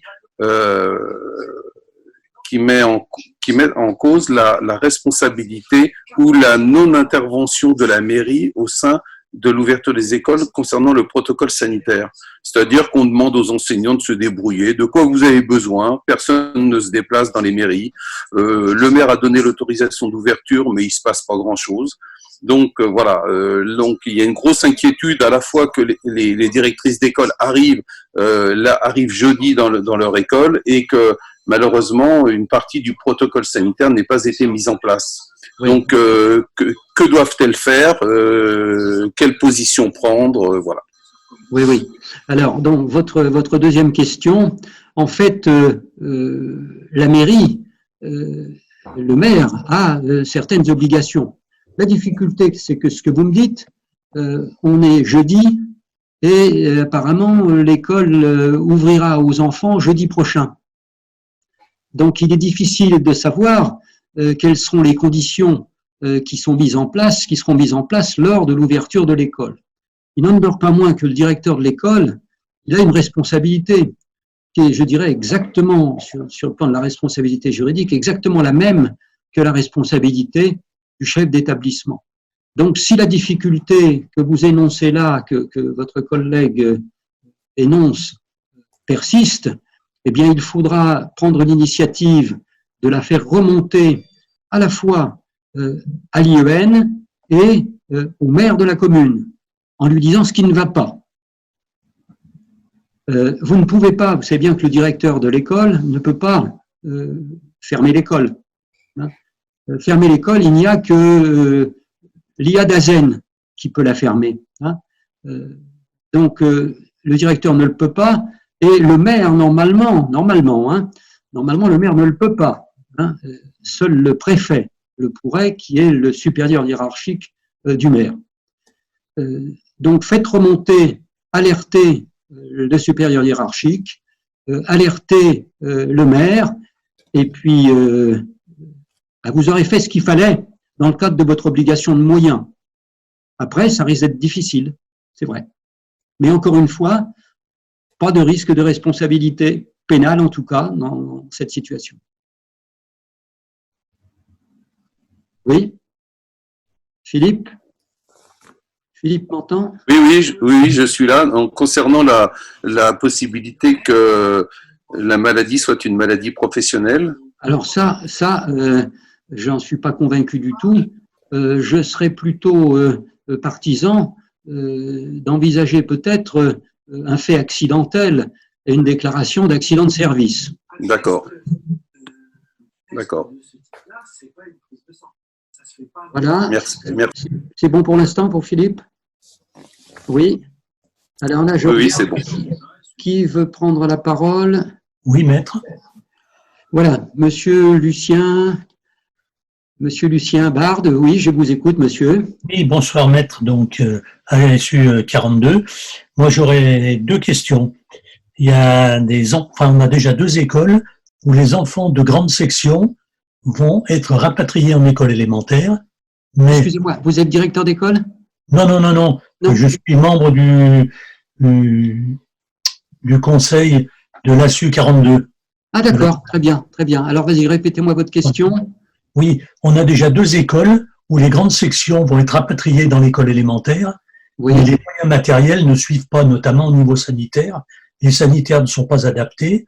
Donc, est-ce qu'il faut que le directeur d'école fasse remonter au maire et à l'IEN le fait que les conditions ne sont pas adaptées aux enfants de grande section? Oui, alors vous voyez, là c'est un problème qui rebondit sur le directeur de l'école finalement. Alors c'est un problème qui échoit au maire de la commune. Oui. Oui, parce que c'est elle qui est responsable des locaux. Et donc malheureusement là vous n'êtes pas maître du jeu. Donc oui, vous faites même chose que tout à l'heure. Vous faites remonter la difficulté à la fois à votre supérieur hiérarchique et au maire de la commune. D'accord. Et ma deuxième question, c'est dans une école la proche du CHU, il y a un grand nombre d'enfants qui vont arriver dans l'école. Si on fait des groupes de 15, il n'y a pas assez d'enseignants. Est-ce que l'inspectrice peut faire appel à des enseignants d'une autre école où il y aurait peu d'enfants accueillis et déplacer donc des enseignants pour l'accueil? Oui, elle le peut. Elle le peut. Oui, elle le peut, bien sûr. Elle le peut. Et là, les enseignants ne peuvent pas refuser devoir d'obéissance auprès du responsable hiérarchique. Ok. Bon, mais écoutez, je vous remercie, maître. Je vous en prie, monsieur. Alors, qu'est-ce que j'ai comme question encore? Moi, je veux bien. Ouais. Oui, madame Sophie Violante, oui. Alors voilà, moi je voudrais, vous avez bien parlé du devoir d'obéissance, tout ça on a bien compris. J'ai un petit truc sur l'exposition au risque parce que j'ai une dame une collègue qui me dit qu'elle a elle-même un enfant atteint d'une maladie respiratoire embêtante, quoi. Enfin voilà, et elle demande si elle est obligée elle-même de rejoindre son poste. Alors attendez, qui est atteint d'une maladie respiratoire? Son enfant, son propre petit garçon. Et alors est-ce qu'elle fait partie des personnes vulnérables au sens du protocole sanitaire? Voilà, c'est ça. Le problème, c'est parce que c'est son enfant qui est atteint de cette maladie, c'est pas elle-même. Oui. Alors oui, mais c'est possible. C'est possible. Donc en fait, il faut se reporter à la circulaire du 4 mai qui envisage la question. Et donc, il suffira de taper sur les personnes vulnérables, vulnérabilité de santé au regard du virus Covid-19. D'accord. Voilà, donc là, elle trouvera. parce qu'il est bien indiqué, les personnels qui ont une vulnérabilité de santé ou qui vivent avec une personne ayant cette vulnérabilité D'accord. ne doivent pas être présents en mai et en juin. Très bien. D'accord. Bon, ben ça, c'est très clair, effectivement. D'accord. Bon, ben écoutez, là, pour le moment, je crois que c'est tout pour moi. Autre question? Non, c'est tout pour vous pour l'instant. Oui, le reste, vous y aviez déjà très bien répondu. Merci. Attendez, je regarde s'il y a d'autres questions. Philippe Cameroni, a-t-il d'autres questions? Non, Pierre, pour l'instant, je pense que la plupart des questions ont été posées. Ont été Pour la évoquées. responsabilité pénale, je pense que les gens ont bien compris que Oui. ils doivent être un petit peu rassurés. Vous avez de l'engager, oui. Voilà. Simplement, il y avait une autre problématique aujourd'hui. Les collèges qui récupéraient les enfants de soignants, apparemment sont fermés. Donc, les enfants de soignants vont retourner en école primaire et maternelle. Oui. Donc, ils seront bien évidemment, ils feront partie des priorités. Oui, prioritaire. Et les enseignants se posaient la question de savoir, et j'ai cru lire que non, les enseignants se posaient la question de savoir si leurs enfants étaient également prioritaires pour le retour à l'école. Et je pense que dans la liste, ils ne sont pas. Non, effectivement, actuellement, ils ne le sont pas. D'accord. Ça peut changer, mais pour l'instant, ils ne le sont pas.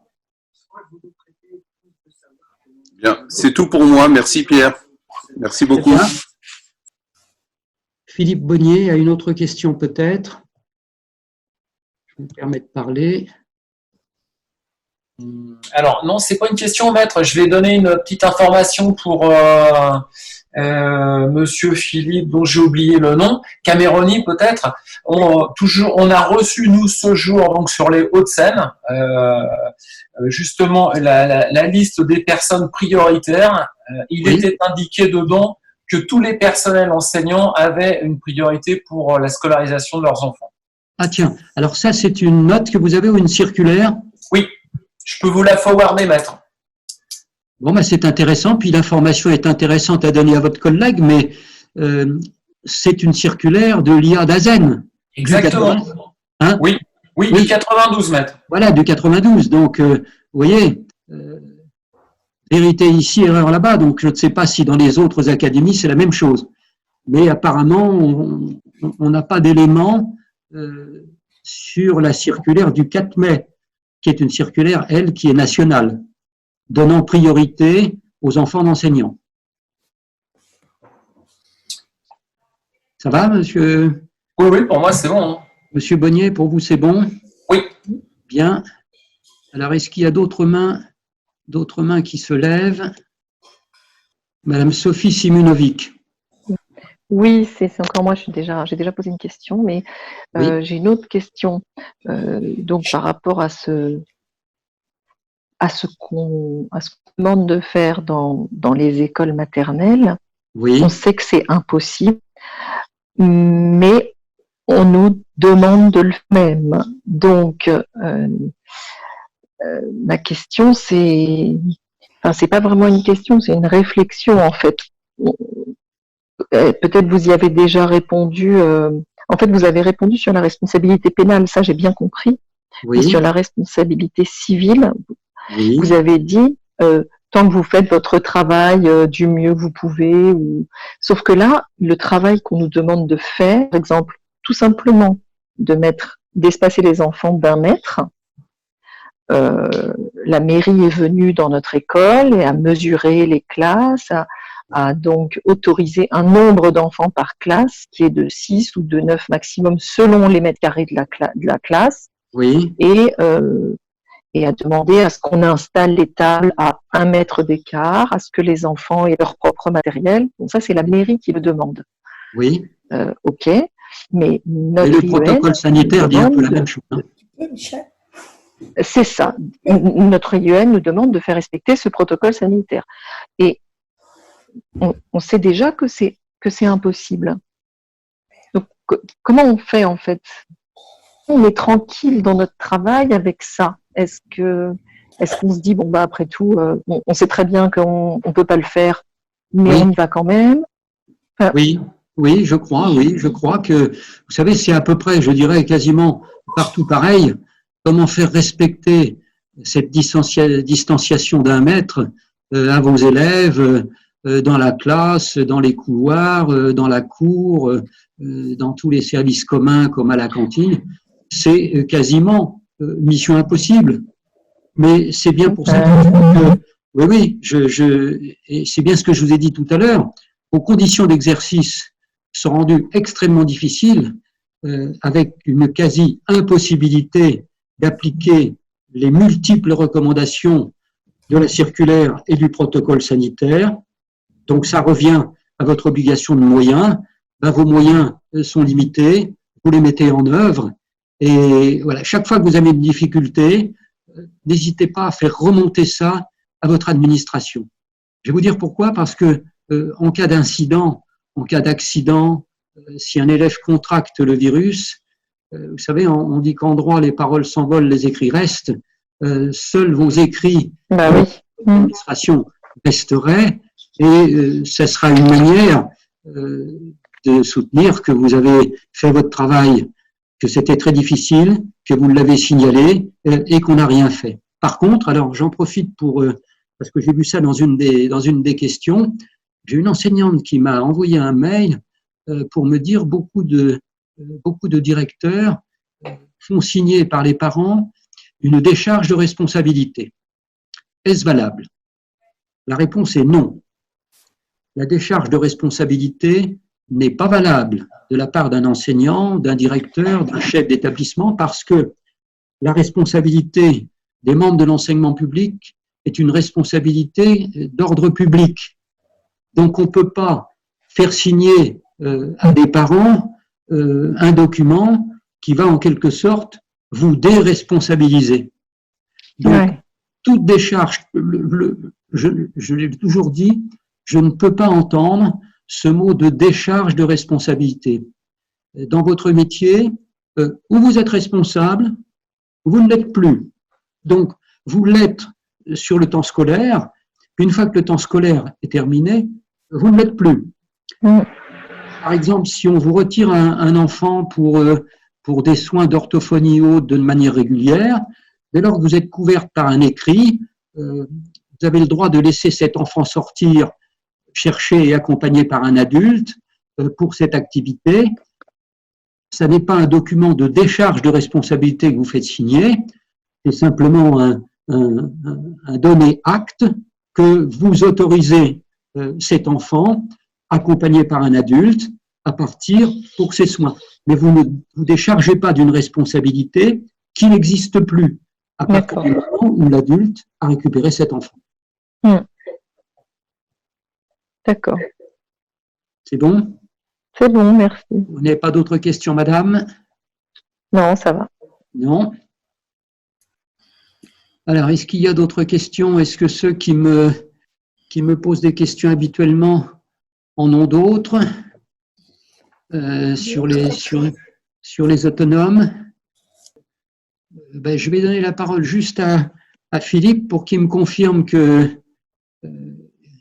il n'a pas d'autres questions à poser. Non. Moi, ça me paraît relativement clair. Et puis, bien évidemment, on va se faire un plaisir de partager, évidemment, l'enregistrement de cette intervention. Moi, je voulais juste te remercier par rapport à l'investissement que tu as eu auprès de nous depuis ces 15 jours, depuis que nous savons que l'école va reprendre. Tu as toujours été là et fidèle au poste et puis répondant à nos problématiques et aux problématiques des enseignants. Donc, merci beaucoup, Pierre. Bon, très bien, merci Philippe. Je vois que Sophie Violante a demandé, donc je vous active la parole. Vous m'entendez, madame? Oui, tout à fait, ça y est. Très oui, bien. juste une toute petite question. qui me restent à moi et je pense qu'on n'a pas. Par exemple, la mairie, vous savez, qui met en place un accueil périscolaire parce que il y a des mairies qui vont, d'après ce qu'on nous a expliqué, qui vont accueillir des enfants pour la classe et d'autres qui vont être en périscolaire à la journée. Oui, oui. Dans les locaux de la même école. Et sur le temps scolaire? Voilà. Donc, qui est responsable de ce personnel qui encadre des enfants dans les locaux scolaires, mais qui n'est pas du personnel enseignant? Mais alors, je comprends pas. Si on est sur le temps scolaire, Oui. il y a des enfants qui vont rentrer dans l'école, mais qui ne relèvent pas de la responsabilité des enseignants? Oui, si vous voulez, en d'autres, je m'exprime peut-être pas bien, c'est que dans d'autres termes, il y a les enfants qui vont aller à l'école, par exemple, une journée sur 2. Oui, Vous voyez ce que je veux dire? Et donc, il y a les enfants qui, quand ils n'auront pas classe, ils pourront être accueillis en périscolaire, tout de même. d'accord. Alors là, il n'y a pas de problème. Les enseignants sont responsables de leurs élèves. Alors attention, pour le directeur de l'école, c'est un petit peu différent. Oui. Parce que C'est le ça. directeur d'école, sur le temps scolaire, il est responsable de l'ensemble de la sécurité des personnes et des biens dans Oui. l'école. Oui. On est sur le temps scolaire. Voilà. Oui. Et donc, il y a une espèce de mélange, une C'est ça. juxtaposition des responsabilités entre finalement la mairie et l'éducation nationale. Mhm.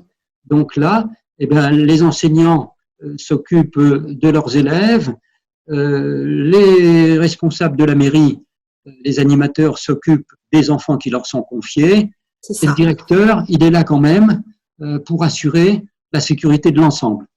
D'accord. Donc ça peut être un petit peu compliqué, Oui. effectivement. Alors, ça ne se fait pas, c'est pas quelque chose de très répandu, mais je sais que ça se fait. Bien. Oui. Et, à mon tour, je voulais vous remercier, Maître, pour avoir mis tout ça en place. C'est quelque chose d'extrêmement intéressant, voilà, des échanges intéressants, et y compris donc dans nos régions, nous allons pouvoir relayer tout Oui. ça, et je pense que ça va répondre vraiment aux besoins de nos collègues en ce moment. Merci beaucoup. Oui, oui, je vous remercie, madame. J'ai peur d'oublier. Pierre, m'entends-tu? Oui, oui, oui. Il y a Moi, Philippe Bonnette, le président de l'Autonome Grand Ouest, qui Oui, apparemment voudrait prendre la Oui, parole, c'est- mais je ne sais pas si tu le vois. Si, c'est ce que je Bon, viens de voir. alors je coupe mon micro. Merci, je lui donne la parole tout de suite. Ok. Merci. Alors, Philippe Bonnette. Bonjour, monsieur. Oui, bonjour maître. Et d'abord, je suis président de l'Autonome, comme Grand Ouest, comme l'a dit mon collègue Philippe Cameroni. Je voulais d'abord vous remercier pour cet exposé très clair, très riche. Et on se sert chez nous souvent des chroniques que vous faites et on en est parfaitement satisfait et rassuré. Merci Très bien. encore. Je vous remercie. J'avais une question. Alors, j'avais la main depuis un moment, mais ça ne fonctionnait pas. Mais peu importe, puisque maintenant je peux vous causer. Oui, Voilà, c'est un cas concret qui m'a été soumis en fait hier. On est aussi, comme Philippe Cameroni, soumis à beaucoup de questions de nos collègues en ce moment. Voilà, c'est le cas de cette collègue institutrice en professeur des écoles, qui est elle-même maman d'un enfant de 6 ans. Et donc, qui pose la question suivante, elle, à titre personnel, ne souhaite pas pouvoir mettre son enfant à l'école, et elle le dit, c'est une faculté qui nous est faite, et en même temps, elle n'a pas de moyens autres de garde qu'elle-même, donc elle se pose la question suivante, suis-je autorisé à demander une absence à mon supérieur hiérarchique pour rester garder mon fiston? oui, alors, elle ne peut pas le mettre à l'école. Pourquoi? Elle ne veut pas le mettre à l'école, elle n'a pas de raisons qui sont décrites dans la circulaire, c'est-à-dire elle n'est pas malade et l'enfant n'est pas en état de faiblesse, mais Oui. elle imagine qu'à titre de précaution, elle souhaite ne pas le mettre comme il en est laissé la faculté aujourd'hui à tous les parents de la nation. Oui, oui, oui, oui. Oui, et ça se Télescope. ça se télescope exactement avec son obligation de reprendre son service. Je ne crois pas qu'elle se trouve dans l'une des causes qui lui permettrait de rester chez elle pour faire de l'enseignement à distance. Maintenant, le conseil qu'on peut lui donner, c'est le cas échéant de poser la question à son inspectrice, parce que malheureusement, on est dans une situation où on est un peu à géométrie variable et on a l'impression que d'une académie à une autre, d'une commune à une autre, les règles ne sont pas tout à fait les mêmes. Simplement, ce que je peux dire, c'est qu'au niveau des règles telles que je les ai lues dans les protocoles et circulaires, je ne vois pas pour cette enseignante la possibilité de ne pas reprendre son service. D'accord. Merci. Qu'elle pose la question à son inspectrice. Oui, c'est ce que je lui avais indiqué d'ailleurs. Oui, oui. Merci. Avez-vous d'autres questions, monsieur Bonnette? Non, vous avez été assez exhaustif sur la situation actuelle. Je pense que des questions, nous en aurons dans les semaines qui vont venir. Mais déjà, nous avons un cadre assez fort. Merci. Très bien. Alors, j'ai peut-être une dernière question. Je vous entends, monsieur. Oui, je vous entends. Mais, oui, j'ai une dernière question concernant la cantine. Horaire scolaire 8h30, 11h30, 13h30, 16h30.